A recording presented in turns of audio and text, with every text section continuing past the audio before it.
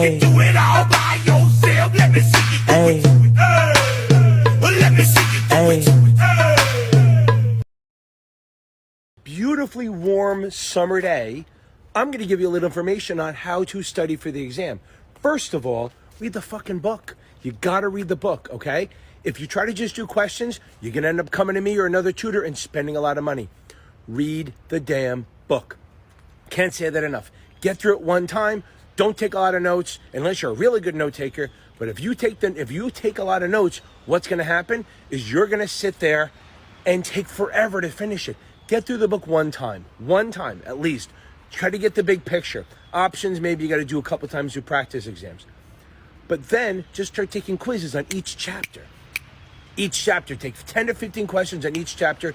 Anything you get less than a 75 on, reread the chapter or that section, whatever it is. It's time consuming, but you got to do it. Then once you're passing all them, then start finals. Doing finals is not studying. Doing finals is to find out where you're weak. That's not a form of studying. Yes, you're going to get advice from people to say, just take a lot of tests. You know what? You don't meet the 50% of people who fail doing that because you're now doing something else. This job takes that kind of dedication. You need to read, quiz, and then study. If you need help with options, go. Either hire me, hire someone else, talk to people, or I have a bunch of videos on YouTube that will help you, okay? Now, if you've done all the quizzes and the finals, every time you do a quiz, reread the chapter. Once you get to the finals, take a final. Then the lowest two sections, reread those chapters. It's testing and reading, both of them together. I'm going to repeat that. That's my fucking mantra. You got to read the book. If you don't, you're going to have a problem. Also, don't look for which vendor mimics the exam. None of them do. Very few. You're gonna hear from people, oh, Kaplan does, STC does, Achievable does. None of them do. You may get lucky on a few, but that's not what it's about. You're not trying to mimic the test. Yes, that'd be great. If I could write a bunch of questions that looked like the exam, I'd be a millionaire, okay? Instead of just 100 air, okay? So no one does it. There's not one vendor. And FINRA is super aggressive about not letting people mimic the exams. They sued training consultants like 10 years ago because your questions are so damn close. Nobody wants to do that.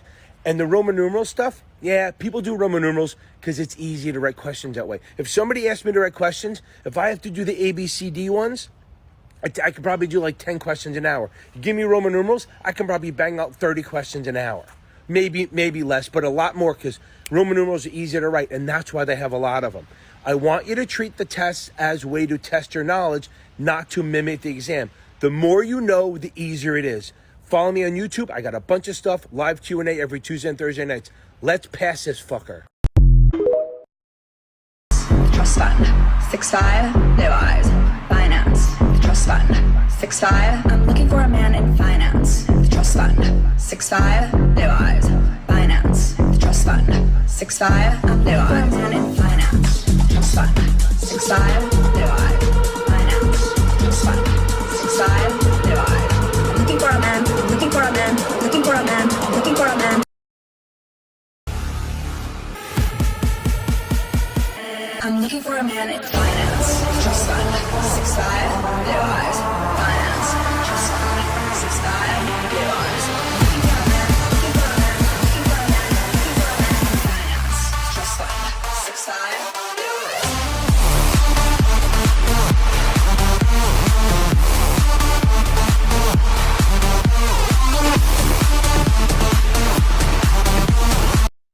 Happy Tuesday, baby!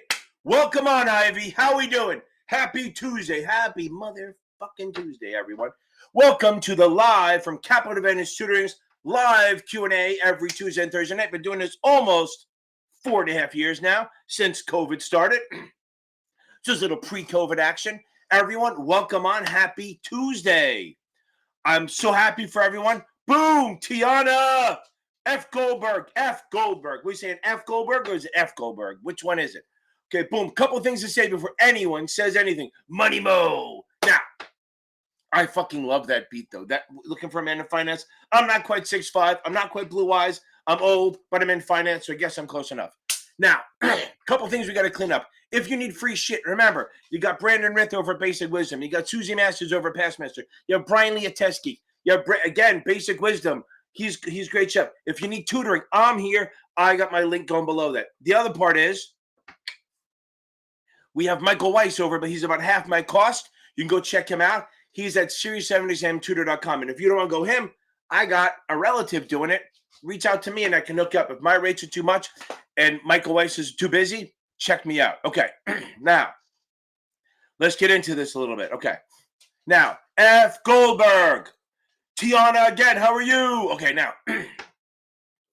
Okay, before we get into this, let's get into it. So my job here is to help you with what? The SIE exam, all the exams. SIE exam, the Series 6, the Series 7, the Series 9, the 10, the 24, 57. That's my baby, right? That's my bitch.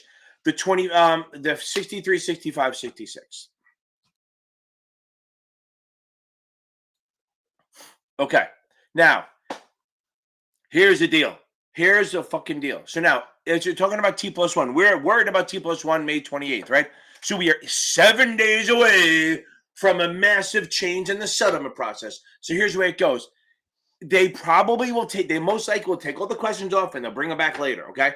You won't have but if they are there, you will not have a choice of T+1 plus T+2.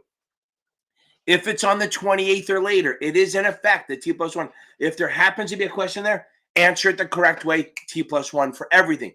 That means stocks, bonds, options, everything's T+1. Exercise of options. It makes life so easy. Also, remember, that means payment date is now T+3, not T+4. It's always S+2. What do I mean by payment date? When you buy the stock, you actually used to have up right now, you have 4 days to pay. But when you come to the 28th, it's 3 days to pay. S+2, settlement +2. So F. Goldberg, don't sweat. It's on the 28th. If you see it, take +1. There's no more. On the 28th, there'll be no more T+2. Chris Woods. I know, Tiana, the options are easy if you use my method. The options are crazy easy. Okay. I'm not the man. How can I be the man? How can I possibly be the man when you're the man? Okay. I agree. Options are so easy. Patrick Broderick. That is definitely a hockey name. Patrick Broderick is definitely a hockey name. Okay. With what? Were you going to be good? You are going to be good. Why are you going to be good?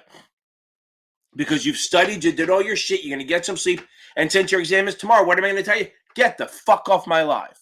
What the fuck are you doing on here? Go get some sleep, Bill. Billy Collins, go get some, Bill Collins, Phil Collins, whatever it is, Tom Collins. Go get some sleep, okay? We got to get some sleep on your ass. That's more important than listening to my fucking ass. I'm not going to give you anything new. Watch the crash course shit and go from there. Okay. Now, how are you going to be good? Don't worry about the T+1, T+2. It's there right now, 2+2. Come the 28th, T+1. I wonder if they did this in purpose. Let's see. Yeah, we can go over P&L. Don't worry about that. Yeah, it's fine. Yeah, no, don't worry about that. We can get that. What's the 28th? Is that Monday? Oh, no, it's his first day after Memorial Day. Okay, that's fine. Okay.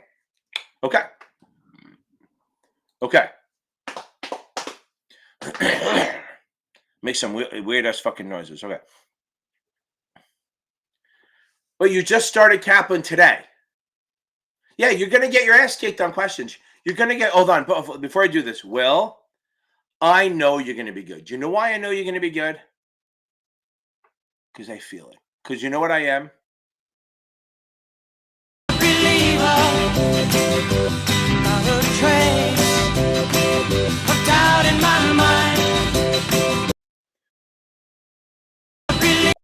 Didn't mean to do it twice. Well, Lana!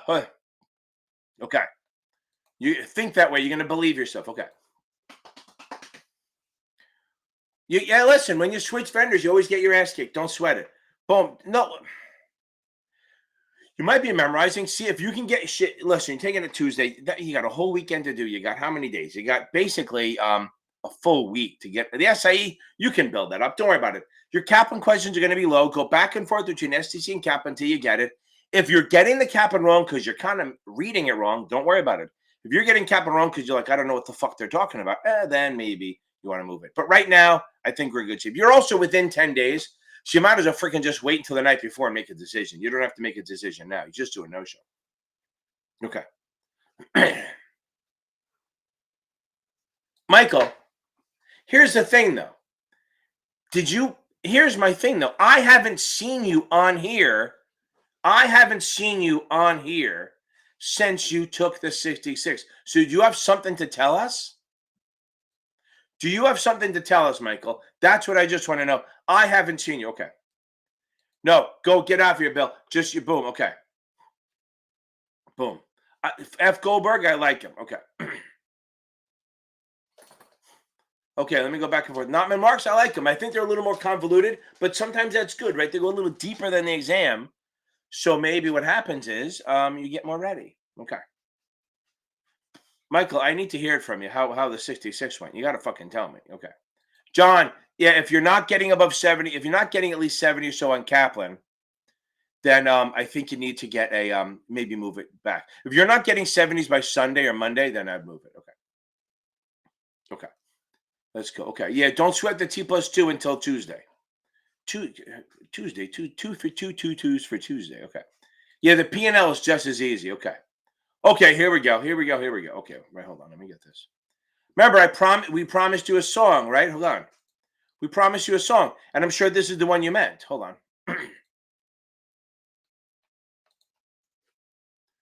This is the one you meant, Michael, right? This is definitely the one you meant. That's the one you wanted, right?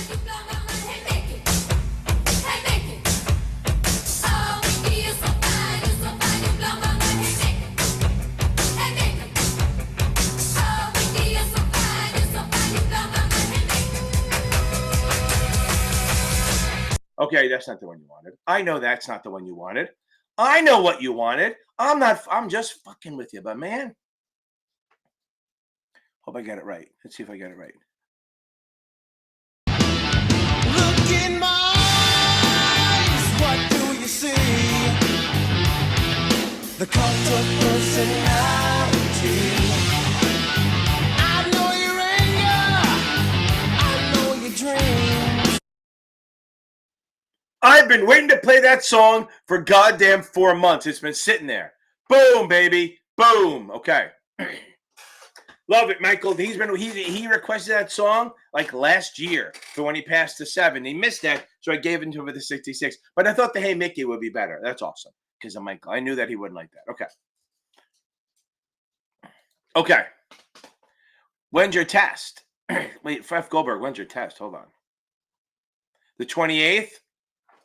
I think you're okay. I think if your 56 is on Notman, go to my playlist where I'm taking tests, right? My practice finals, right? My first one, I did that in like 2019. It's fucking crazy. I did like 2 or 3 of those in 2019. So I'm just wondering how if somebody thinks I'm copying them. I'm a fucking time traveler. I guess I went forward in time, copied, and then went fucking back. I guess that's how things work in this 7 world. Okay. Now, go check out my practice finals. I have about 4 or 5 tests where I do in there. Try those. If you're passing those, you're fine. Remember, Notman is more convoluted. Go check out the first one on my list. The first one on my list. It is. Let me make sure before I do anything. Let me make sure the right test. Hold on. Yeah, Raj, I will go over customer communications. I did not miss you. Okay. You have the 7. I have 2 or 3 of those. You're probably okay, but you got to get that shit up there. If you're not in the high 60s, low 70s by then, unless you're allowed to take it again, I'd fucking move it. Okay. And remember, T+1, baby. Okay. Okay. Okay, Raj, I will handle this a little bit. Okay, so now communications. Okay, let's talk about communications a little bit. Okay, so now, it's amazing. Every question I get is people are just worried they're gonna fail. Don't base it on my fucking ass. I'm just a fucking idiot. But okay, now, customer communications. Let's go over the basics. I can't go over the deep, but I can go over the basics. 1, and if you send information out, the investment recommendations. Remember, if you're sending out like, hey, we're changing our name, or we're moving from the first floor to the second floor, or here's a new partner, nobody gives a shit. Just send it out. Don't need pre-approval. However, you have to keep a record of it. But if you're sending out something that has investment related, Then if you send it out to 25 people or less in a 30-day period, it's correspondence. You don't need pre-approval. Okay. However, if you send it to more than 25, not 25 or more than 25 people, individuals, then it has to be pre-approved by a principal, because that is it's considered retail communication. That includes advertising, putting it in the newspaper, all that stuff. But under this is also what they call like chat rooms and public appearances. So if something's static, if you see the word static, pre-approval. If you see interactive or real-time communications, that's like a chat room. They can't pre-approve everything you do. So that's spot check and review. So correspondence, not pre-approval, spot check and review. They grab a percentage. On the retail side, everything's pre-approved except for like real-time or interactive. Then that's treated like correspondence, where they grab a percentage and they review it. Now, going into the institutions, if you're dealing with institutions, okay, if you're dealing with institutions like, like a broker dealer or a hedge fund or a pension plan, shit like that, insurance companies, banks, you can send stuff to them and it doesn't need pre-approval. It gets the same thing. It's the same thing where it gets spot check and review. Guys, if you like what I'm doing, hit a fucking like and hit a subscribe if you haven't. Oh, you can't comment if you didn't subscribe. That works. Okay. And share this shit. Find someone you think would be totally offended by this and shoot it to them. Down votes are just as good as up votes to me. Give me a couple down votes. Slap my ass. Okay. So now it's hard to miss my ass. Okay. Now, so that's the main one. Now, if we're sending out communications about mutual funds or annuities, okay? So any kind of investment company, you have to also file it with FINRA within 10 days. That doesn't mean 10 days before, it means 10 days within 10 days. However, unless it has self-created, meaning the firm created, self-created rankings or ratings, then you have to file it 10 days before. But you do have to list where you got the rankings from and how many firms are you ranking it against? Because if you say I'm top 3 and there's only 4 fucking firms, that's not bad. That's horrible. But if you're top 3 out of 100 firms, that's a big deal. So if it has self-created rankings or ratings, file it with FINRA 10 days before you use it. If it doesn't, you do it within 10 days. Raj, that should help you pretty much what you need to know. And I have a video on that. Okay. And William, you better be off this fucking live. Okay. John Gilmartin, we're going to get you through this. Just take your time. I got a guy I worked with, John Gilmartin. He worked on the floor with me. One of the youngest brokers ever. Okay. We'll figure the P&L. Michael, baby, failed it, never gave up. Never gave up. He's never give up, never surrender, never give up. Boom, okay. Now, Helena! Okay. Been a minute since I could make it, but glad to be here. My essay is 31st, and I'm feeling good. Feeling good. Feeling good, Billy Ray. Okay. There's just so much information. I got things like mixed up. Okay. Just don't worry about the big details. Get the big picture. Get the big picture. Try to get that down first. Then you can work on the details. Because understand, if you start to work on stuff, right? So if you start to understand the stuff, it's not words anymore. It's things. And that's how I remember everything. Because I picture, I see the words and I see the questions. And when you talk, I see it in my head, right? See the words. But that's my autism or Asperger's, whatever. My wife says I'm just an asshole with autism. But just try to get the big picture. Try to see what they're trying to do. Because if you do that, then it's easier to remember shit. It's not memorization. It's just knowledge. Okay. Again, Goldberg, I like Nam, and I think they're harder. Again, we got you, my man. You need to get your scores up. You need to get the scores up. If you get another shot, then we're good. If you don't, okay. Okay, now.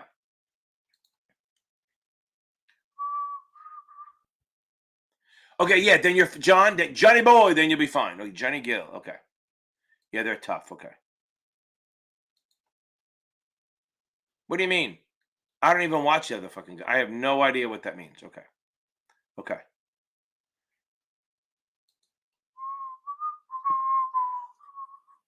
You mean the copycat? Yeah. The one I started and he decided to do it at the 20 minutes or 30 minutes before mine? Fuck him. Okay. And he'll watch this and he'll put a post on Reddit about it because he's a whatever, taking 7 on Thursday. Okay. Michael, you're probably fine. You're probably fine. You're all good. I think you're in good shape. I love it.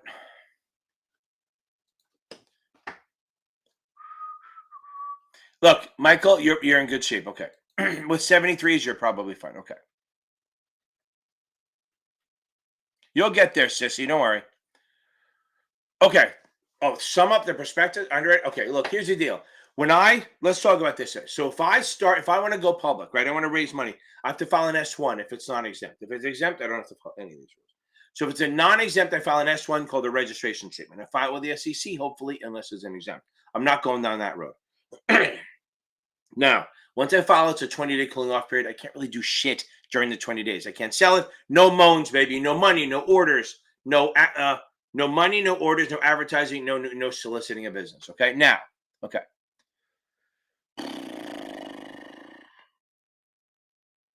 Then during that time, we can do what they call it. We can send out a red herring, which is a preliminary prospectus. A prospectus is a type of disclosure doc. It explains all the disclosures and all the information about the firm that you need to make a fair decision. Nobody fucking reads it, but they can. Now, if during that 20 days, I can send out a red herring and I cannot take orders, I can take indications of interest. Just say, hey, I want to do that. I'm interested. Now, moving on. Going on to the next thing. After the 20 days is up, then the SEC decides we're effective or not. That's the start of it, okay? And then once it's effective, we can sell it. So we send out a prospectus to everyone, okay? We send out a prospectus to everyone who we want to sell it to. And then once they get it, well, we send it out no later than settlement. But we allocate the shares to whoever it is. Whoever's going to get shares, we send them a prospectus. That's kind of it. They have to get it by completion of the trade, which now is T+2, but it will be T+1. Okay. Jessica, go find my time value of money video. That'll help you. That's the DCF and MPV. I answer all that shit in there. Time value of money video. Okay.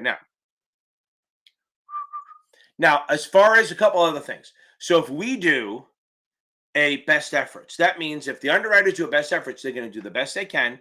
And anything they don't sell, they're going to give back to the issuer. So they didn't sell it. There is risk on the issuer. However, if we do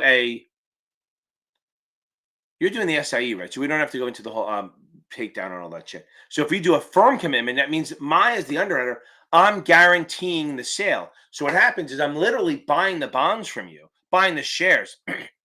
Nate! Now, they're buying the shares from you, from the issuer, and then selling them with a little bit of a markup or a takedown, whatever you want to call it, spread. So they're guaranteeing it. So they're going to buy all the shares of the bonds from you. A lot of places don't do their equity. They might do it with bonds. Munis will do firm commitment almost every time. But like they did a lot of those in the early 2000s during the dot-com bubble before that, okay? So, but firm commitment means the underwriter is guaranteeing sale by buying the issue. Best efforts is we're going to do the best we can. Helena, I haven't seen you in fucking forever. That's amazing. Kathleen Galvez. Kate, how we doing? Okay. Hope you're doing well on the options. Boom, boom, boom. Hey, I love it. Fidel, that's awesome. We're going. It's on your mind. Remember, T+1, baby. Okay.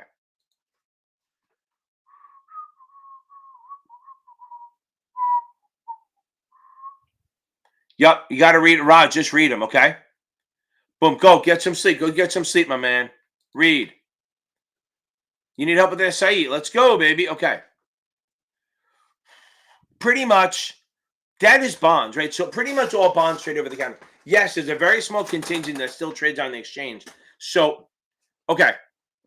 NASDAQ is technically an exchange. So there's 4 markets, okay? So there's the first market, which is the exchanges, NASDAQ and New York Stock Exchange. NASDAQ used to be not an exchange, and now it is. So that's the first market. The second market is over-the-counter, trading broker-dealer to broker-dealer without an exchange. NASDAQ technically is like trading broker-dealer to broker-dealer, but there's an exchange as a middleman, and you have to hit a certain number. You have to hit listing requirements to land on that. Now, so we have New York Stock Exchange, NASDAQ, their first market. Second market is over the counter. That's pink sheets and bulletin boards. They're considered unlisted, okay? The bonds trade, pretty much 99.9% of bonds trade there, and anything on the pink over the OTCQX market. Now remember, pink sheets, you can trade there if you're not reporting to the SEC. That's the only place you can trade. OTCQX, you need to be reporting to the SEC to trade there. But you're not big enough to trade on exchange. You're still too small. Now, third market is where listed securities, meaning stock exchange stocks, also trade over the counter. So think about it this way. So I'm on the exchange. I'm looking. I'm going to buy IBM. It's trading on the New York. And I see that it's offered in the New York Stock Exchange at $42. But then I say, oh, Goldman is offering 20,000 shares at $41.99. That's a better price. So I go directly to Goldman. That's called over the counter. That's the third market. Instead of using the exchange, I go directly to them. But those are for exchange listed securities. And then the fourth market is where institutions trade with each other over ECNs and the dark pool. Okay. Helena, that's a broad thing. Tell me what you need help with. I got a whole fucking playlist. Okay. I have a whole playlist on the SIE. Go watch that. Depending what book you're using. If you don't have a book yet, get the Achievable. They're fucking awesome. It's like 99 bucks. If you use my link, I have a discount for 10 bucks off. It is awesome. There's no one does the SIE better than Achievable. I swear to God. No one does the SIE better than Achievable. Okay.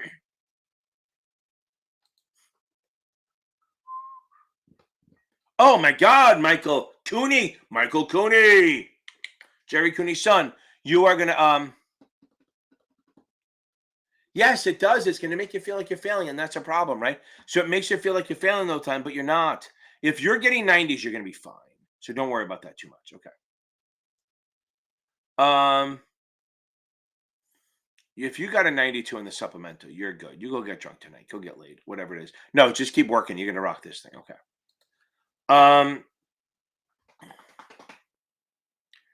Here's the thing. You got to be mid 70s, but it has to be like the ones you get wrong, you got wrong because you misread it, not because you don't know your shit. You could even score less than that if that's the case, but you want to be mid 70s to 80s to feel comfortable and not from memorizing. Okay, not from memorizing. Boom. Nate, I appreciate it. I'm just trying to help people out. This is what I said even 4 years ago. I make like a stupid amount of money tutoring. I'm tutoring. Think about it. I charge $185 an hour in tutoring, about 12 hours a day, 7 days a week. I'm taking off next week. Oh, I have a class to do next week. And then next week I'm going down to Florida. But I don't think I'm going to teach that week. But I do well. So that's why I give this shit back. I give it back. Okay. Yeah, Michael, I get it. Michelle. Okay. Michelle. Is that girl or is that French for Michael? Okay. I don't know. I'm assuming it's Michelle. So cheers. Okay. Now, yeah, I get it. Yeah, here's the thing. You got it. Here's the thing. Once you've studied and know this stuff, then you got to do finals every day until you get used to the questions. I have questions that look more like the exam for other exams. And maybe you're taking the 7, and that's different. But the SIE, my first video on the practice finalist playlist has a shitload of questions that will look like the test. I'll leave it at that. Your best bet is don't worry about the little details. If you know your stuff, and it's just that you're fitting the little details, don't sweat it. Just try to get the big picture. I try to tell everyone, try to picture what they're doing. And when they're talking about products, right? So if you look at a bond, try to find who would buy a bond, who wouldn't, all that shit. That's your best way. That's your best bet to do this, okay? Okay. Oh, hold on. Nate Higgins. That is outstanding. I didn't see this part yet, but we're going to have a little fun right now. Here we go.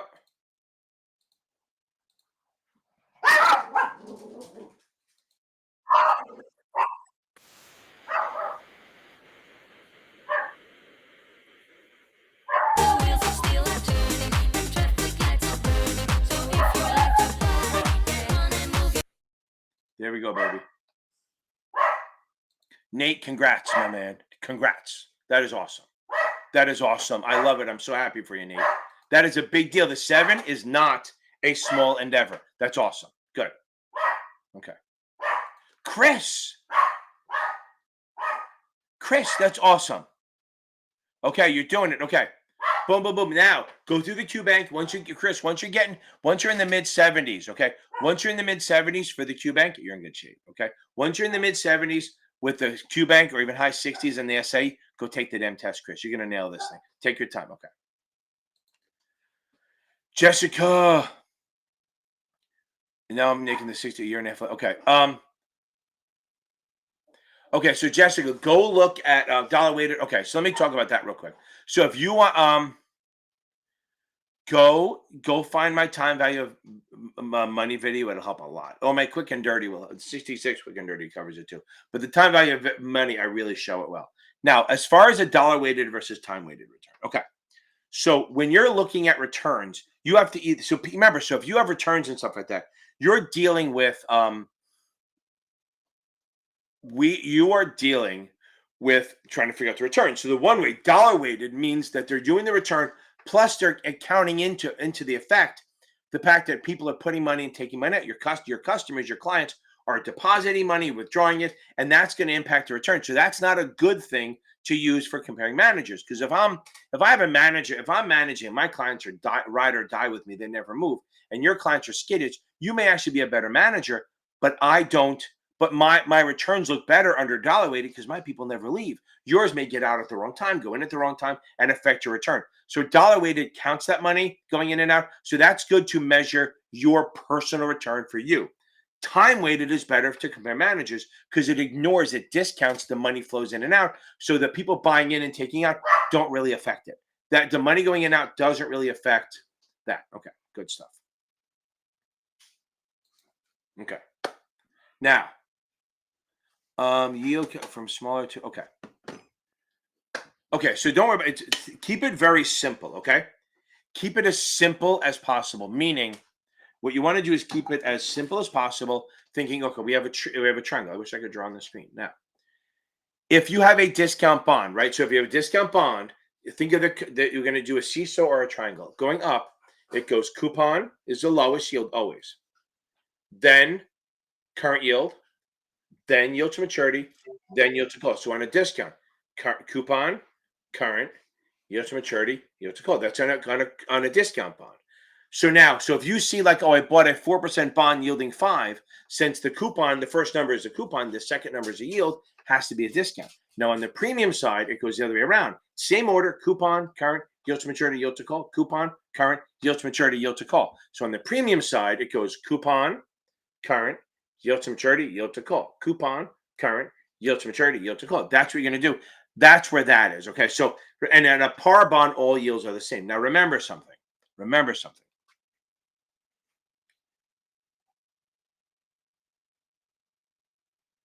I forgot what I was going to say. So, okay. No, I'm kidding. So, the only yield you have to know is current yield. Remember, AMP, annual over market price. Annual over market price. By the way, if you have the CFA, even level 1, you should kick the shit out of this test. There's less math. There's hardly any math on this. So what you have to do is go.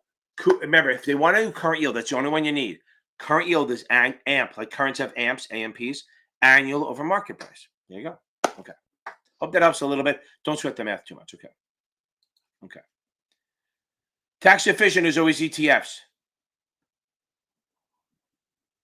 Yeah, what question do you get wrong? Okay. It's not tax efficient, tax advantage. That's different. Tax advantage is not the same as tax efficient. Tax advantage is not the same as tax efficient. Tax efficient just means it's common stock or ETFs. You always go with that. Tax advantage is much more about other things. It's probably going to be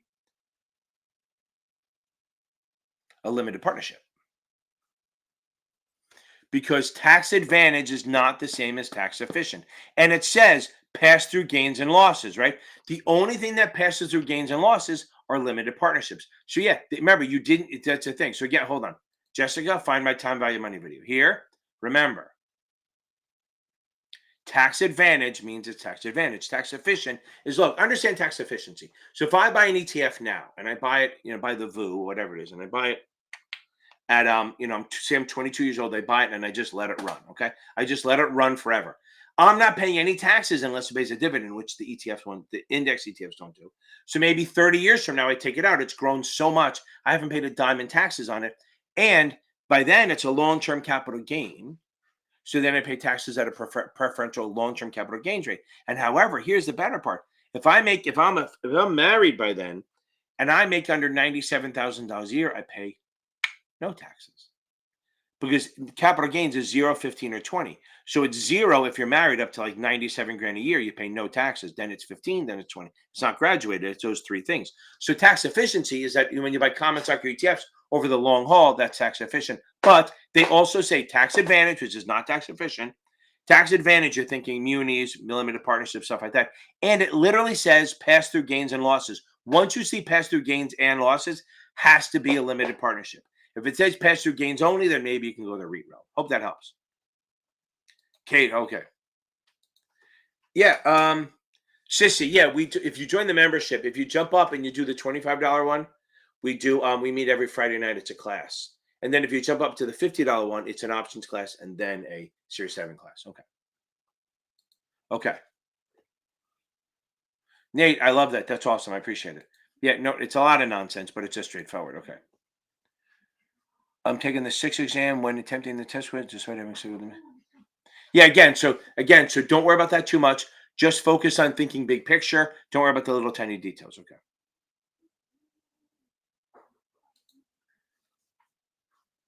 Okay. So first of all, join. I'm happy to work with you, but read the book first. Do you have a book yet? If not, get the Achievable or ST, whatever they pay for. If it's STC, they're great. Kaplan's good, but it's a big book.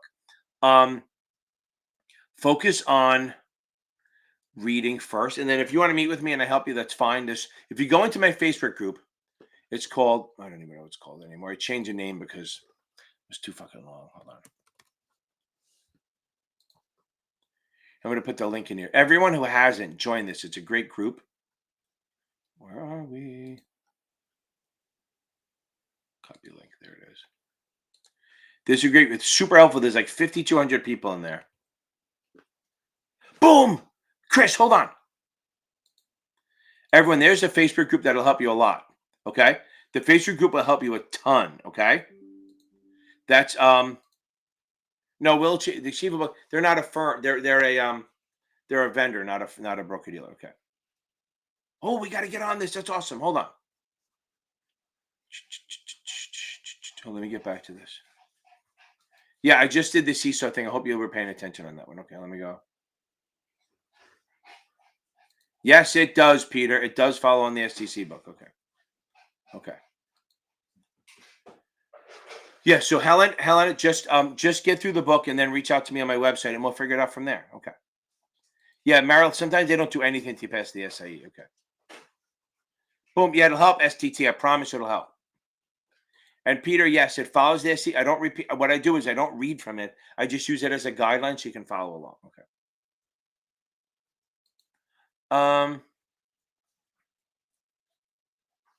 June 4th. That's fine, Kate. Okay. So now don't worry about them. So remember, so most of the S&P, it's easy, right? So both Moody's and S&P are really AAA, AA, triple B. So remember, triple B or BAA are the same thing. So Moody's does it differently because they're Moody's. So Moody's is A, little a, then A, little a, and then BAA, right? So they don't do BBB, they do BAA.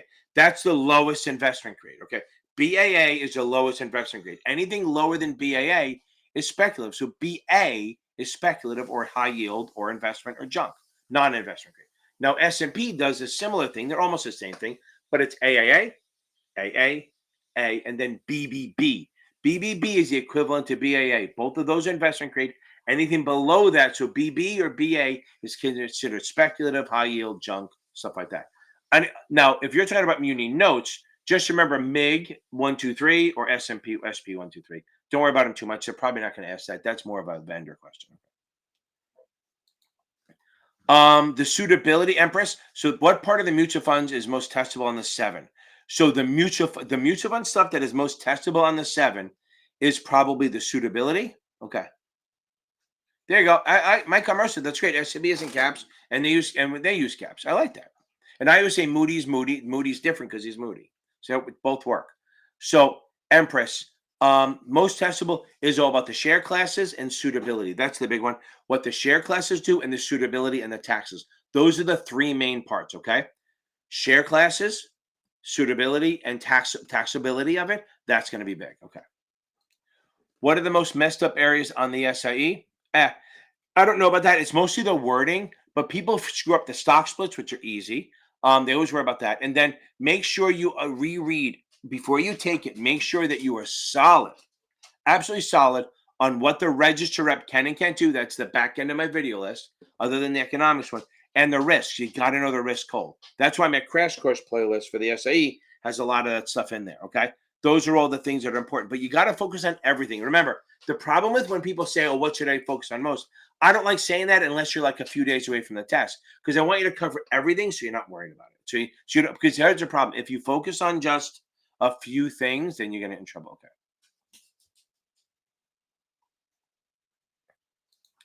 Nate, I'm not a blessing. You're the blessing for coming on here and saying I love it. Okay. Okay. XJ started studying the 65 last week using Kaplan book. Which supplement would this recommend? Okay. I would use. Oh, you know what? If you have the Kaplan book in questions, I would get Achievable because they teach it better than anyone else. And then between that and Kaplan questions, you're in good shape. Okay, so 60. Okay, scoring 63 to 65 in Kaplan. So in the third. Okay, you're not screwed. You're actually in good shape. Okay. No. So Simple Mama. There's no extra videos for the 65, 66 other than my playlist. And the only thing you can do is if you join, we meet at 6 p.m., but you're only going to get one in, right? Maybe it's worth this $20, $25. I think you're actually in good shape, Mama. Okay, Mama, just kill the man. No, I think if you come to the class at 6 p.m., it would help a little bit. But what you're better off doing probably is finding some study groups. Go in the Facebook group I just linked in, and go into the 66 chat. And there's always people starting study groups. It's super helpful, really, really helpful. And that'll help. Since you can study morning and noon, there's no reason you can't pass it. Because getting in the mid six, if you can get yourself at least to close to a 70 on Kaplan, you actually know enough to pass. Okay. Phil, boom. Boom, boom, boom. I love it. Okay. I know you're going to pass it, so we are in a great shape. Why? Boom, Phil. You're going to nail this thing. Boom. I agree. 6 and 63 easier than the 7. 100% the 6 and 63 is easier than the 7. Okay. You are the women, baby. Boom, Jessica. I love it. Boom. Okay. There you go. Go get some sleep, baby. Okay, let me jump down. A couple of people said they passed. Hold on. Chris, that is outstanding.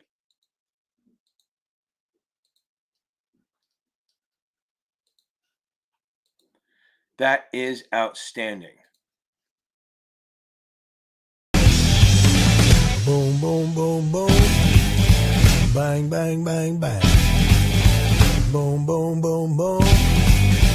Bang, bang, bang, bang. Boom, baby. That's awesome, Chris. I'm so happy for you. That is awesome. One down, baby. Your bosses must be super happy for you. Hold on. Kaylin! Boom. Kaylin, that is awesome.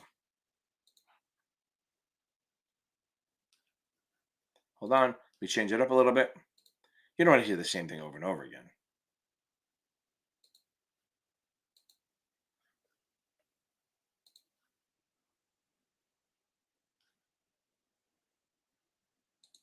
Don't need to see me.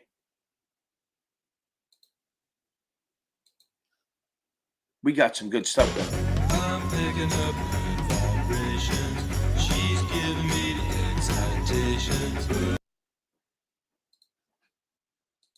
Kaylin, that's awesome. I'm so happy for you. It's a great feeling to get that 7 done. That's a beast of a test.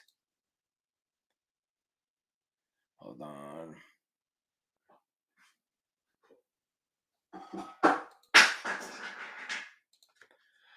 Okay. Don't yet. Okay.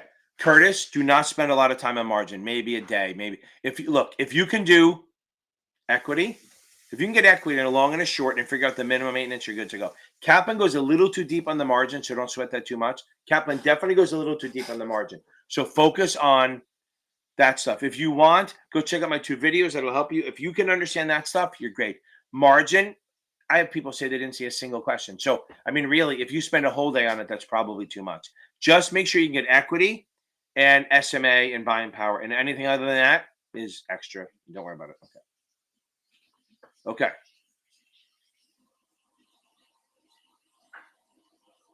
Okay, affiliated means what I say affiliated means you're like a control person. I call them the pods, PODS, partners, officers, directors, and big ass shareholders. What that means is a 10% shareholder. So if you're a pods, one of the pods, you are considered an affiliate or a control person. If you buy regular registered shares, you can sell them anytime, but you have to follow the 144 rules, which is the greater of 1% of the outstanding, 4 weeks trading volume, 4 times a year, which is every 90 days.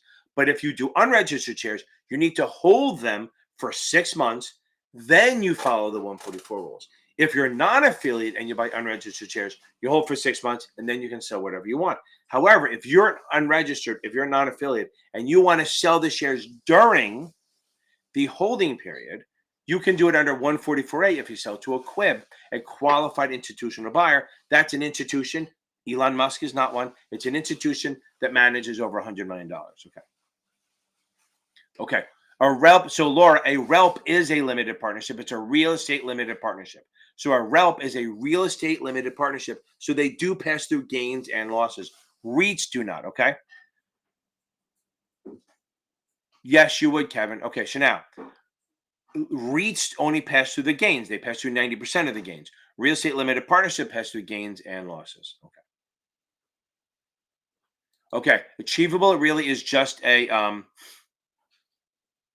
it's just a, what do you call it? It's a company that does the book, so they're not going to sponsor you. You have to find a FINRA member firm to sponsor for the 7. So the goal is get the SIE. If you don't have a job, get the SIE and get the 63, 65 or the 66 out of the way, and then while you're looking, so then you only have one test to take when you get the job. Okay. Boom. Love it. Awesome. That is awesome. It's I think it's gonna help you. I think my videos help. Definitely. They explain stuff. I don't waste time. I don't drag it out. I don't make you sit on the video for 2 hours to get a point. Okay. I do have long videos. I've been doing long videos since the beginning. I just shorten them up because I don't need to waste time. Yep, awesome. STT. My dog's gonna start barking in a second because there's a guy who right around 8:30, 9 o'clock every night starts whistling for their dogs. Okay.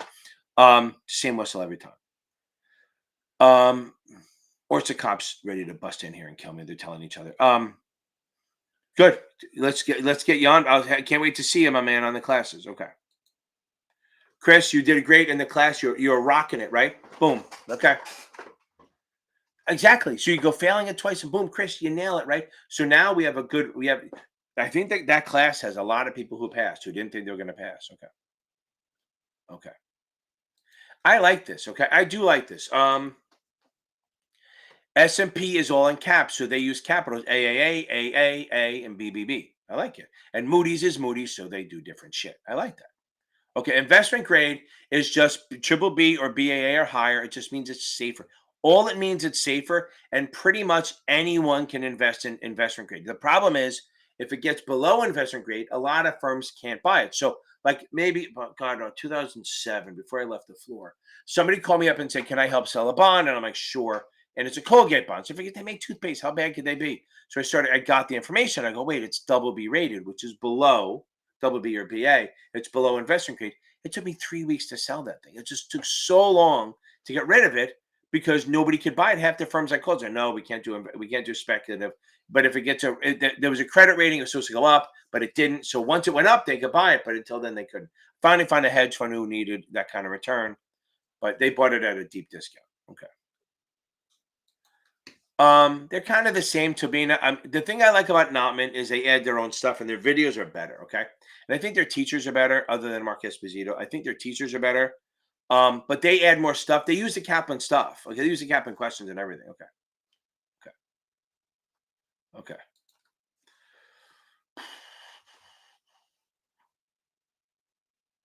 okay. No, you don't need. No, you don't need this for the CFA. Okay, Felix, you don't need the 7 for the CFA. You can get that on your own. A lot of people have the CFA and not have the 7. But you need work experience for the CFA. You can wealth management. You can get the C65 on your own, or you can do the 766. They just get you. You can get jobs like Morgan Stanley or JP Morgan or even Fidelity, where Fidelity is easier because they don't expect you to bring in clients. But if you go to like a Goldman or Morgan Stanley or JP Morgan or Merrill Lynch, they're going to want you to bring in clients eventually and just manage your money. Okay. I am contracted to do a 6 class, but I don't do it for a firm or anything. I don't do it for like my own. I don't do an open 6 class. I have firms that hire me to come down there and teach it for a few days. That's about it. But Michelle, I have a whole bunch of videos on it. If you join the study groups, you should be fine. Here's the thing, if you get a study group, and there's always people doing the 6 in that link that I just sent. There's always people in there doing the 6. There's enough of them. And if you do a study group, then you will see, what do you call it? Then you will see other vendor stuff and you can talk to people and work stuff through. Okay. Okay, Mary, I'll help you out. Hold on. Yeah, Jessica, I want you in the, for STC, I want you in the high 70s. If you're in the low 70s or the mid 70s, it's only there because you're misreading questions, not because you don't know your shit. No, Chris, thank you. Let's get the 6 next and get that 7 out of the way, baby. Okay. Boom. I love it. That's awesome. No, I know. I think they have great. I think the option stuff is great. Guys, I've been getting a lot of good feedback. Go check out, if you're taking the 7 or the 65, go check out my Mathapalooza video. It's a long one. It's a couple hours long, but it's nothing but math problems. It's like 20 questions on each topic, like tax equivalent yield and current yield and total return and stuff like that. It's just basically muscle memory. Now, inside the options thing, I have this great video. I did an example of it with the break-even blitz that anyone can get to, okay? But I did another one called Option Armageddon, where it's just basically 2 hours of me doing options problems over and over and over again until you're so good at it you get bored. Because remember something, amateurs study till they get it right. Legends study till they can't get it wrong. And that's why you do those the videos. They're in the somebody, I'll get it. Don't worry, Monetary Mo. We'll get it. If somebody else says me that pass, I'll go the Ricky Martin route. I gotta change it up a little bit. Han Bon, thank you very much. Okay, now I'll get you in there. Now, yeah, and so I have to do all my options videos are in the membership, but they're pretty damn good, I think. They're life changing. We'll get there, Ricky. Okay. Curtis, we'll get there. We're gonna get you over the top, I promise you. Okay. Yeah, no, it's not. Passport was heavy on for the 7. It's not. It's more for the SIE and the 65, not for the 7. There'll be some, but no, don't Philip, don't sweat that shit. Okay. Okay. Just started sending learning. Okay. Oh, okay. Boom. That's awesome. Hey, shoo-ba-doo, shoo-ba-doo-ba-doo. That's awesome. Shoo-ba-doo, shoo-ba-doo. Actually, I was joking, and it actually is that. Shoo-ba-doo, shoo-ba-doo. Okay. That's awesome. Just get on the SIEs. Remember, focus on reading the book as much as possible. And if you don't have a book yet, go get the Achievable. They're mind-blowing how good they are. Okay. For the SIE especially. Okay. That's awesome. Just read. Focus on reading. Add some stuff. Okay. Curtis, I can't wait to see you also. Okay, now, if you're long stock, let's go through this. If you're long stock, this is for every exam except for the 63, even the 63. If you're long stock, there's only 4 things you can do. If you're long stock, you can buy a put to protect or do a sell stop. Remember, you're long stock, you can buy put or sell stop. They're both below. If you want to add income, you sell a call. If you want to take a profit, you sell limit. So I'll do it again. You're long stock. Long stock. You buy a put or sell a stop to protect. If you want income, you're going to sell a call, or you're going to take a sell limit to take a profit. The really only way to add income on a long position is sell calls. Now, on the short side, you're bearish. You're going to do bullish things. You buy a call to protect or buy stop. Both of those are above. Or you can sell a put for income or do a buy limit to take a profit. So remember, all of this. So when you long stock, you do all selling things, right? Buy put, sell stop, sell call, sell limit. If you're short stock, you do buying things. Buy call, buy stop, sell put, and buy limit. Okay, hope that helps a little bit, Kevin. Thank you, Laura. Okay. I don't like to do that. Hanban, I'll get you on this. You're the next question on my list, even before you did the super chat. I'm about 7 minutes behind, which is a record. Usually I'm like 30 minutes behind. On everything, Zach. I know that's unfair, but remember, half the test is regs, okay? Half the test is regs. Don't sleep on the investment vehicles. That's where people get hurt. Investment vehicle characteristics where people get hurt all the time. So make sure the regs down because that's half the damn test. And then get the investment vehicle characteristics. You can still don't blow anything off, but those are the main 2 that'll hurt you. That's where people get hurt. Okay. Okay, annuities. Here we go, baby. Okay, so now most annuities, if they don't say anything, assume annuity is non-qualified, which means it goes in after tax. Okay, that means it goes in after tax and it grows tax deferred. Okay, so again, you put it in after tax. The money you put in has been taxed. It grows tax deferred, and then when you take it out, you pay tax on the growth portion. So I can't tell if it's blurry or I have glasses on. Yeah, clear, blurry, clear, blurry, clear. Okay, now, so that works. It grows tax deferred. Now it's a qualified annuity. Then the money goes in pre-tax and it grows tax deferred also. Remember, both qualified and not qualified grow tax deferred. It's about how the money goes in. So a qualified annuity, the money goes in pre-tax, it grows tax deferred, and then you pay tax on everything when you take it out. A non-qualified annuity goes in after tax. You pay tax on what you put in, grows tax deferred, and then you pay tax on on the growth portion. That's it. That's that. Now, if you decide to annuitize, if it's a qualified annuity, when you get paid, you pay tax on every single penny. If you decide to annuitize a non-qualified annuity, then only the portion that's considered growth you'll be taxed on. So what you need to know, not numbers wise, is if you do a non-qualified annuity, a portion of your payment will be return of capital, not taxable, and a portion will be growth, which is taxable. Okay, that's what you need to know. Now, remember, if you take it out, if you withdraw, you can annuitize it anytime. You can annuitize it 40 without a penalty. Misty Dawn, Misty Dawn. It sounds like a song, right?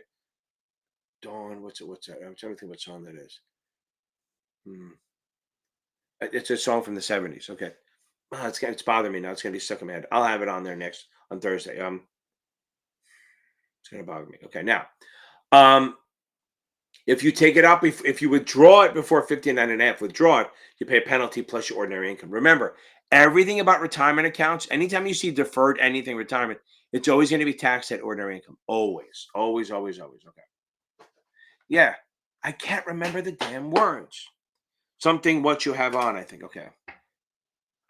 That's crazy. Okay, now. I used to love that song too. Okay. Boom. Okay. So I hope that helps Kevin a little bit. Okay.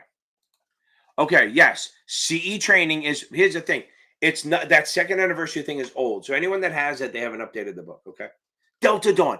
Delta Dawn. That's what it is, I think. Okay. So now,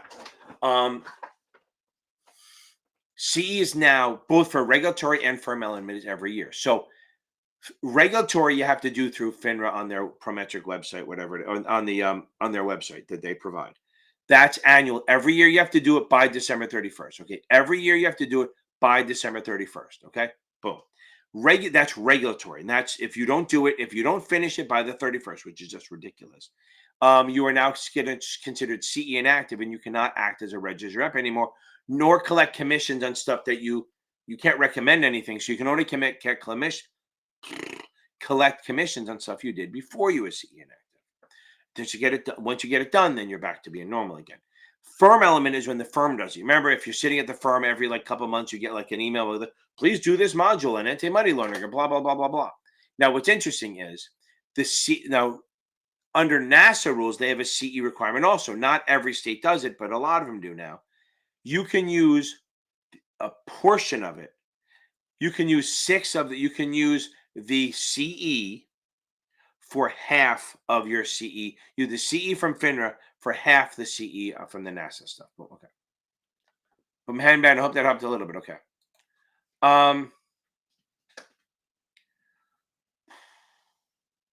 Yeah, Anastasia. Yes, and Misty, I do every test, baby. I do every test on here. I just put SIE because I can't list every test. That's why I do FINRA and all FINRA and NASA exams. Okay. But you're done, kid, right? Misty, you're done, right? Or are you going for the 7 now? Did you take you took the 6. You're going for the 7 now? But I teach the SIE. You're not in the Edison office, but I do teach it there. Yeah, that's right. You can go fixed income and they'll sponsor you. Pretty much anyone in Fidelity can sponsor you for any exam because FINRA has a thing called permissive registration where you get to, if a broker dealer wants to register you for something, they can. If they want to sponsor you for any exam, you don't have to be doing the act. They let you do it because they'd rather people be more licensed and less. And that also reduces parking a license. Okay. Almost catching up. Okay. Okay, look. So if you buy a call, I have videos on it, but if you buy a call, Mary, okay? If you buy a call, you have the right to buy stock at 50. Say you buy a 50 call. Got it, Misty. She's going to call me the night before and have us meet because she's again. Okay. Yeah, poop, I can do that. Okay. Hanban, go get some sleep. You're going to get it. Is it tomorrow? Hold on. Oh, man. Okay. Listen, let's see if I have something for you.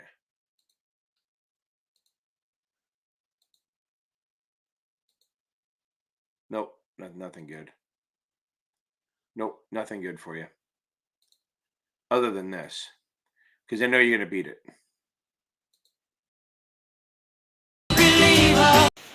Okay. Boom, baby. You're going to go get it. Now, Hanban, go get this. Get some sleep. You don't need luck. You're going to rail this thing. Now, where are you? Back to Mary. Oh my God, I don't think they do. Jacob, hold on. I'll get you.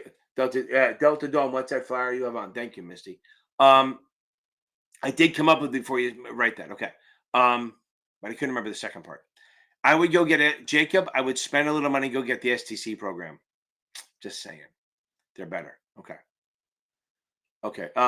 Okay. So if you buy an option, if I buy a 50 call, that means I have the right to buy stock at 50, right? I have the right to buy stock at 50 till it expires. So if the stock goes to 60, I still have the right to buy at 50.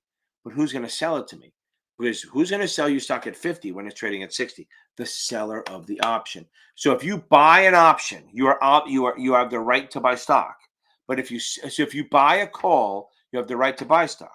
But if you sell the call, you're obligated to sell it to the buyer if they tell you to. So buyers have rights, sellers have obligations. Okay. So if you buy a call, you have the right to buy. If you sell a call, you're obligated to sell it to the buyer of the call. If it's exercised. If you buy a put, you have the right to sell. Okay. If you have the right to sell, okay.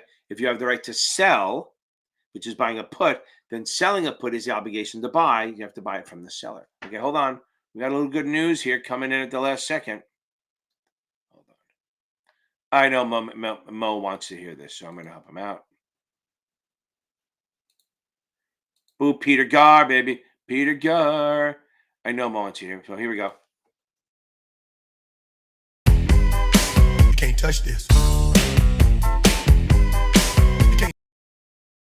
Like a bullet to your brain. Upside, inside out. Living la vida loca. Push. Peter, boom, baby, boom, Peter, boom, boom, boom. Okay. Hold on. Hope that helps a little bit. I think you reverse them. Remember, so the buyers have rights. Buyers have rights. Sellers have obligations. If you buy a call, you have the right to buy. So then the seller of a call is obligated to sell it to you. If you buy a put, you have the right to sell. So a seller put has the obligated to buy it from you. I have a bunch of videos. Look at my options basics. Yeah, they're too detailed, Jacob. Please just buy the STC. You'll thank me later when you don't fail it twice. Okay. Delta Dawn, what's that flower you have on? Okay. You have to know because that's your name. Okay. Yeah, I think I gave you my advice on here. Handbind, I hope that helps. Okay, P ratio. P ratio is also called the multiple. It's basically how much people think of the earnings, right? Okay, so now P ratios, think about it. We're dumbasses, okay? So buy call, sell call go together. Yes, they're two sides of a contract. And buy put, sell put is two sides of a contract. Also, they go together. And I'll get to the MQP program, sir, ma'am. Now, P ratio is price. We're dumbasses. It's the name of the thing. It's P over E. It's price over earnings per share. So literally, if you have a market price of 30 and an earnings per share of 3, it's 30 divided by 3. You have a PE ratio of 10. It's easy. It's stuff. Now, what's interesting, stock splits don't affect PE ratio. They don't. Remember that. Stock splits do not affect PE ratio because both the price and the earnings per share go down. Now, if we have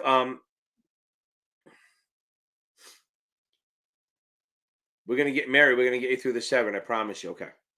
Now, if you have a high PE ratio, usually it doesn't pay dividends, and it's a growth company. If you have a low PE, it's a value company, and they probably pay dividends. That's what you need to know. So PE ratio it's called the multiple. It's the market price divided by the earnings per share. They usually will give you both. They don't make you walk down a fucking mile-long path to find those numbers. They usually give that to you. A high PE ratio is a growth company. A low PE ratio is a value company. Okay. Boom. You're gonna nail this, Hanban. Okay.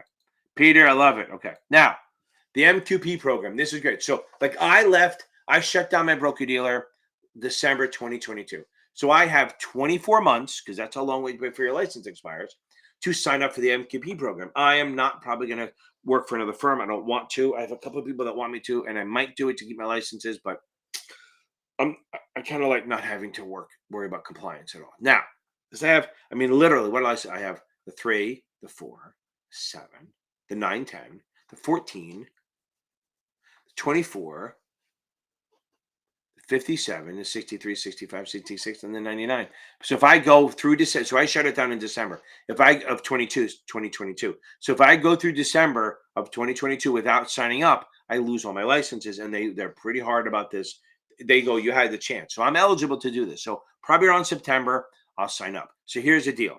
If you sign up for the MQP program, now to be eligible for it, you have to be registered for at least 1 year. I feel so bad. There's one person I know who worked for 11 months and then left, and then he couldn't get another job, or he was trying to get away, and he wasn't eligible for the MQP program. I think he got a job before the 2 years was up, but he was pushing it. He was getting close. Now,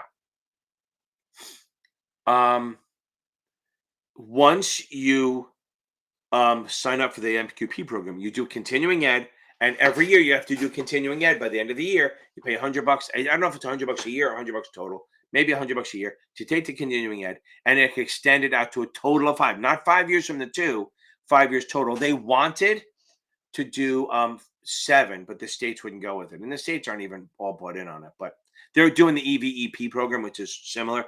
Not every state is bought into it yet, but they're getting there. Okay, hope that helps. I'm not a fan of Past Perfect. You can use it; it will help you pass. But I think they go too much into detail, and I think STC is better. Look for the 7 CAPA and Past Perfect; they're all fine. For the principal exams, STC is the way to go. Okay. Mary, we're gonna get there. Boom, boom, boom, boom. Okay, 2 weeks. You're gonna nail this thing. Okay. I'm almost up to you, Joe Washington. I'm almost caught up. Okay.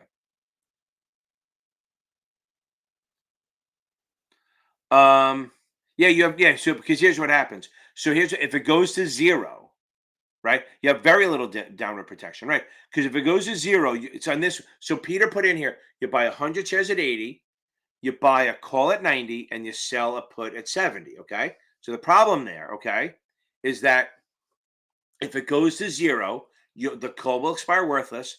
You will lose $80 on the ABC, and then you'll also have to, the put will be exercised, and you'll have to buy the stock at 70 again. So you'll basically lose $80 plus $70 minus the net premium.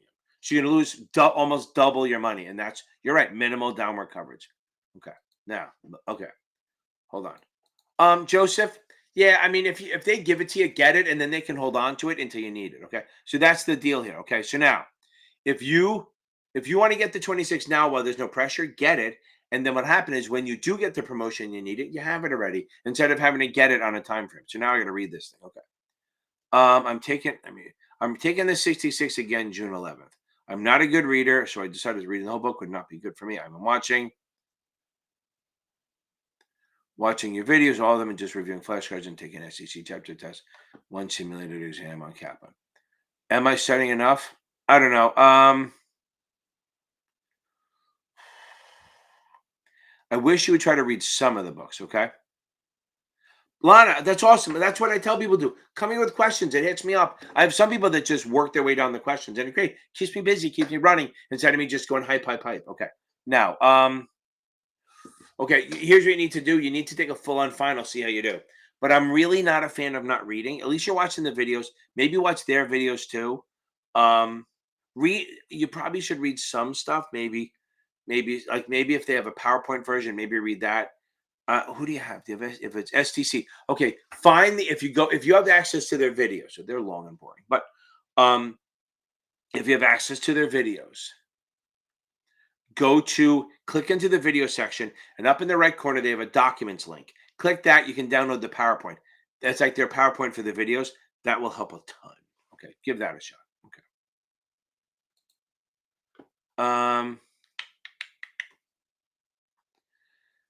Yeah, that's awesome, Lana. Anastasia, I'm reading the second part of what you do. Okay. That's true, Peter. Anastasia, right. So Marlene,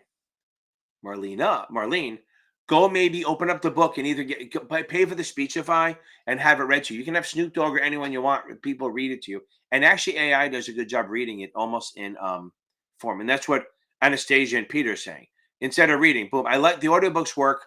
That works. Okay. That's why some people like, I do my blue. Remember, guys, don't forget. Hey, Google, open the latest chapter. Hold on. Hey, Google, play the latest episode of Blue Collar Finance. That's my podcast, Blue Collar Finance. Go check it out.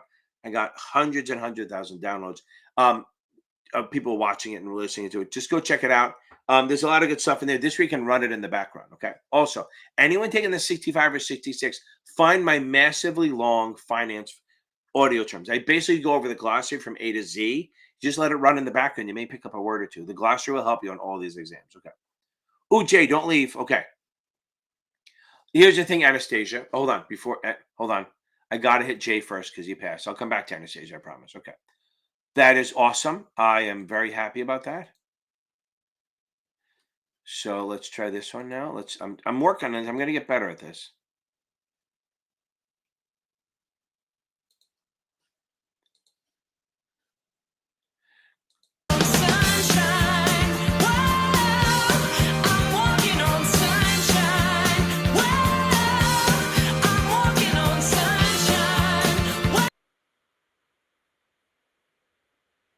Boom, there we go. 11. Okay. Jay, that's awesome. I'm not amazing. You're amazing. You passed it. Are you done now? Okay. Again, I don't like the reading either. Now, let me get back to Anastasia. Okay. Reading is boring. I read. So, what test you should take? So, if you do, Peter, I'll get you on that one. So, Anastasia and Peter, how do you do you can do the audiobooks, but you can, Anastasia, how do you get them to read the books out loud?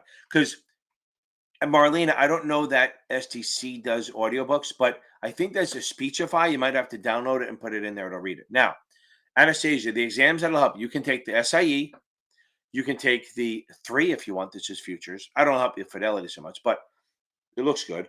Then you can take the 63, 65, or 66. You can take any of them. So if you're going to work at fidelity, maybe you want to get the SIE and the 66 out of the way on your own and do it that way. Again, I don't know where you're working. I thought you said it, Tiva. Well, I could be fucking nuts. But if they'll let you take the SIE and the 66 and then say, listen, I passed those, boom. Boom. Oh, there you go. They come with an audiobook, right? Okay, that's smart. I like that.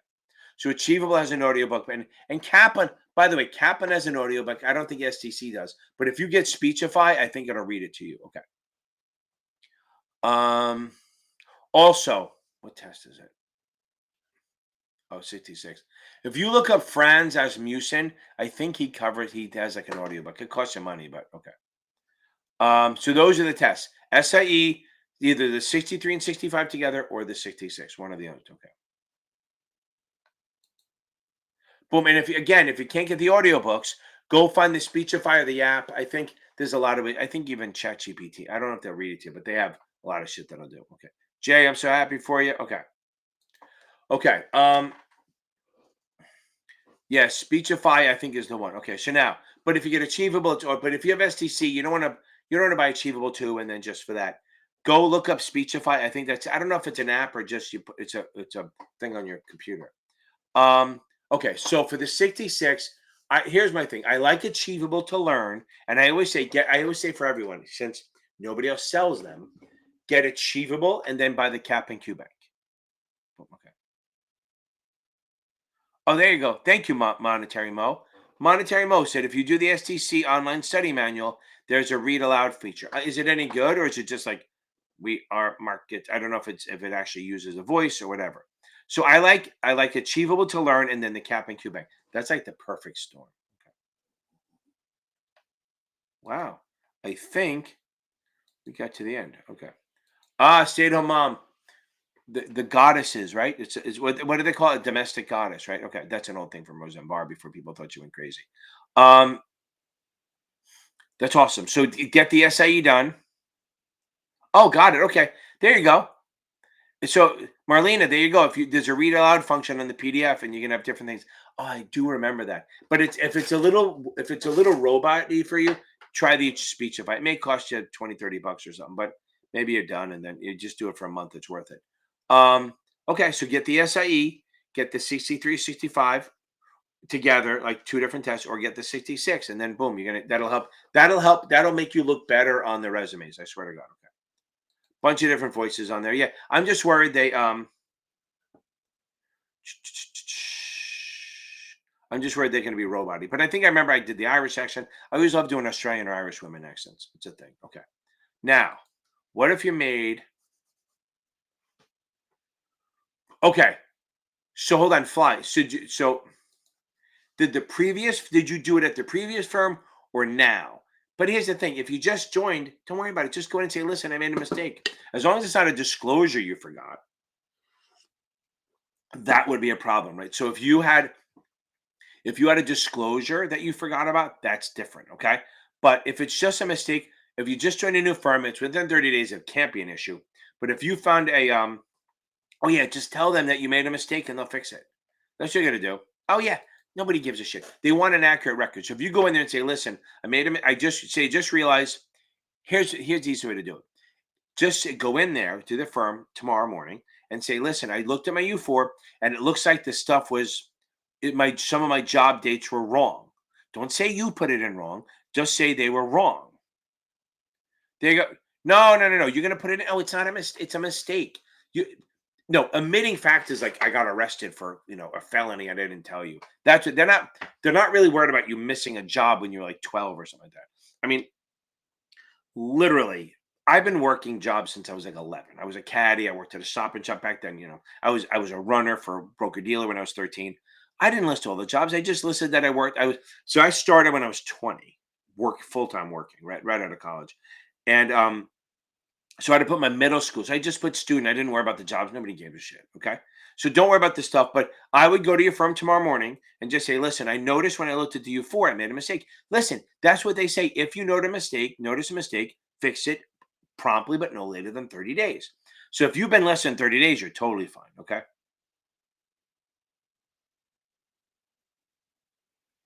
What do you mean your discourse? You mean just, yeah, but you have disclosures? Can you adjust? Here's the thing: you want to be accurate, right? Because you don't want to be like. Because here's the thing: yeah, just fucking tell them. Do the disclosures. Just fill it out and tell them. Listen, there was a mistake on the thing. They'll open it up and just adjust it. You say, listen, because here's the thing. Here's the problem: if you don't put it in there, and then next job you go, wait, you say something comes up. Not they're gonna care, but say they're gonna come up. I mean, then you're fine. Click off no disclosures. Tell them, hey, I got it looks like something was transcribed wrong. Just say it looks like the previous firm something was done. The dates are wrong. Can I change them? And they may go no, leave it alone. Tell them what the dates are. I mean, is it like a 3-year job that you forgot? If that is true, don't worry about it. So just go tell them tomorrow. Just say, listen, I noticed there was a mistake on my U4, and they may not be care about it. Okay. Seriously, a lot. I mean, I did compliance. If a guy walked in and said my U4 was wrong from the year before, I would just fucking change it. I'd ask Katie, my assistant, to do it because she could rip through those U4s. I mean, she was a fucking machine. Okay. Um, then just tell them, say, listen, if somehow just say they weren't on there. I'd like to make sure that they're clean up. And they may go, don't worry about it. You could if they're small jobs, you go in there and say, listen, there's a couple of jobs I noticed are on my U4. I want to make sure it's accurate. And they may go, don't worry about it. And if they say don't worry about it, don't fight them. Just go, okay. Okay. Marlene. I'm gonna call you Marlena a million times. Um, well, the stuff you were weak on, yeah, but you can't blow everything else off. Remember, where people get hammered is investment vehicle characteristics and regs. The other stuff, the economics and the portfolio management, yeah, they get it, but that's more you do bad on the vendors than they're not going to hassle you. They're not going to give a shit. They're not going to want to do this. They're probably going to be like, don't worry about it. But then here's the thing: that there's a big difference between them saying don't worry about it and you saying don't worry about it. Just say, I noticed there's a couple jobs missing on my U4. Is that going to be a problem? And if they go, yes, what are they? Say a couple small jobs missing on my U4. If they go, that's a problem, that's fine. They're not going to fire you over it. They're not going to give you shit. Nobody gives a shit. It's fucking U4. As long as it's not a felony, as long as you weren't like well, you can be a stripper only offense too, but you probably have to disclose it. It wasn't like a pot dealer, right? Okay. You didn't. Here's the thing: did you omit them on purpose? If you did, then maybe you have a conversation. But if it was just a mistake, nobody cares. You literally say, "Listen, there were a couple of jobs on my U4, small jobs that I did. I didn't list them. Is it going to be a problem?" If they go, "No," let it go. Okay. Oh, that's awesome. Fly high. Okay. Hold on. Stay there for a second. Okay. Remember, Marlene, focus on regs, and focus on investment vehicle characteristics. That's going to be a lot. You know what I'm going to do? But it's going to be a different one. Let's see. Let's see what I can do here. That's a good one. Whoop, there it is, Hitman.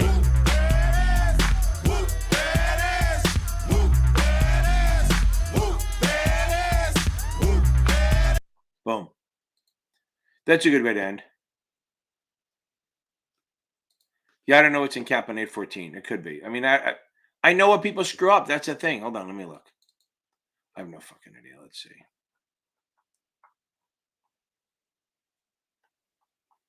814. They go right from 7 to 10. Yeah, that's investment vehicle shit. That's investment vehicle crap. Literally what I said, and the other half of Tesla's regs. So yeah, that's it. So it's Kaplan section 8 through 14. I don't know what 8 is, but yeah, it's regs in that. Okay. I think that's 10. I think that's I don't know if they changed the book or not. They might have. I look at an old one, but I don't know what's in order. Just look for regulations is going to be like broker dealer, investment advisor, administrator, shit like that. Investment vehicles, you'll see like characteristics of debt, options, or derivatives. You'll see equity, stuff like that. You'll see. I think they call it that. I think it's. I don't know if it's unit 2 or not. I don't know what fucking unit it is. Hold on. I thought they switched it around, but it's going to say investment vehicle characteristics. In an old book, it's part 3, but I have no freaking idea. I don't pay attention to that stuff. Okay. I think we've gone on long enough. I think it's good. Not bad. Okay. Now, I think we're doing well. I think we're going to head out of here. Hold on. There. Okay. Now, I hope we're all doing well. I will see you guys in 47 hours. Remember, I do it Tuesdays and Thursdays. I'm going to try something new on Thursday. Okay. Oh, hold on. Here we go. I will try something new on Thursday. I'm going to try to do something new on Thursday. It might be a lot of fun. But let's see. It'll probably be fucked up. But hold on. I'm not going to tell you when it is. So you got to join in and tell other people it might be fun. I think Kaplan. No, do the STC and buy the Kaplan Q Bank, Colton. If you want to do anything, buy the STC so you learn it and buy the Kaplan Q Bank just to help it out. Okay. I think that is where we should end this thing. So everyone, these are my favorite 2 nights, Tuesdays and Thursdays, favorite 2 nights. So again, for you, Colton, get the STC book and do their questions and then get the Kaplan Q Bank to supplement it. Okay. Everyone, I am out of here. Do you still? You can do it all by yourself. Let me see you do it. Let me see you do it. Hey. Yeah, I'm back because I saw that. Banker Becky, congrats. I saw you posted it somewhere. I think you posted it somewhere on Facebook somewhere. I'm glad I helped you, but I don't think anybody knows that. But anyway, y'all have a good night.